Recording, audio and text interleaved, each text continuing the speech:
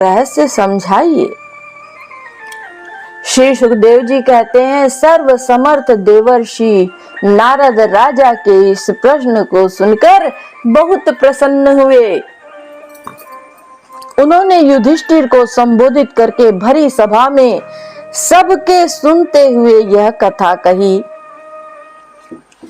नारद जी ने कहा, युधिष्ठिर, निंदा, स्तुति, सत्कार और तिरस्कार इस शरीर के ही तो होते हैं। इस शरीर की कल्पना प्रकृति और पुरुष का ठीक ठीक विवेक न होने के कारण ही हुई है। जब इस शरीर को ही अपना आत्मा मान लिया जाता है, तब यह मैं हूँ और यह मेरा है ऐसा भाव बन जाता है। यही सारे भेदभाव मूल हैं। इसी के कारण ताड़ना और दुर्वचनों से पीड़ा होती है। जिस शरीर में अभिमान हो जाता है कि यह मैं हूँ, उस शरीर के वध से प्राणियों को अपना वध जान पड़ता है। किंतु भगवान में तो जीवों के समान ऐसा अभिमान है ही नहीं, क्योंकि वे सर्वात्मा हैं, अद्वितीय हैं।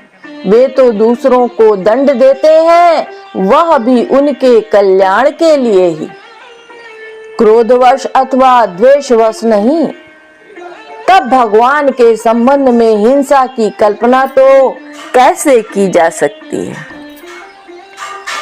इसलिए चाहे सुदृढ़ वैर भाव से या वैरहीन भक्ति भाव से, भय से, स्नेह से अथवा कामना से, कैसे भी हो, भगवान में अपना मन पूर्ण रूप से लगा देना चाहिए। भगवान की दृष्टि से इन भावों में कोई भेद नहीं।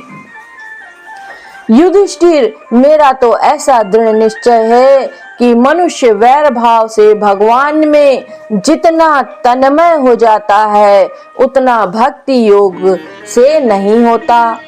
भृंगी कीड़े को लाकर भीत पर अपने छिद्रों में बंद कर देता है और वह भय और उद्वेग से भृंगी का चिंतन करते करते उसके जैसा ही हो जाता है। यही बात है भगवान श्री कृष्ण के संबंध में।